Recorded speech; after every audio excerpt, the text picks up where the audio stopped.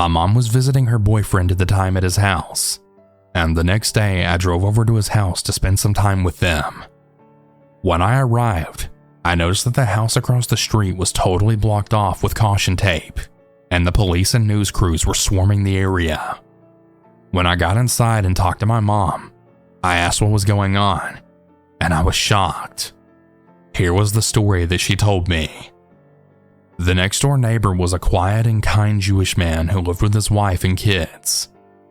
I don't quite remember, but I believe he had two, a son and a daughter, who went to one of the best high schools in the county. His wife had worked a successful job, as he did as well. My mom has personally met him, and she would see him gardening in his front yard on occasion, and he genuinely seemed very sweet.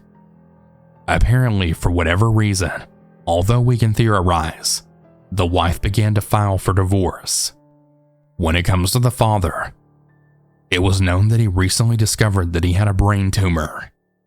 I'm not sure if this has contributed to his behavior here, but it's definitely haunting. One day his boss received a key in the mail from him, which was later to be discovered as the key to his home. Shortly after, early in the morning, the father woke up. He fatally shot his wife in bed, then he entered his children's rooms, and he did the same. After that, he wrapped them up in bed sheets, and he dragged their bodies into the garage, and he then loaded them into a van. He then locked all the doors, opened the garage door, and drove off.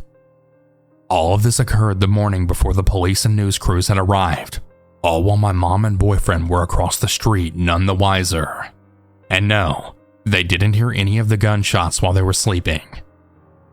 The father drove off, and he ended up in a car chase with the police due to his neurotic driving. He began to head towards a deserted area out of the main suburb and pulled over. He then poured gasoline on the vehicle, setting the car on fire. Afterwards, he shot himself, and he then burned with the bodies of his family. The story shocked everyone in our area. My heart really goes out to the loved ones involved, and of course the tragic events that took the lives of the wife and children.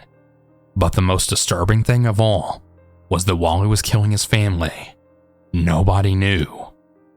It was just another quiet night in another nice neighborhood.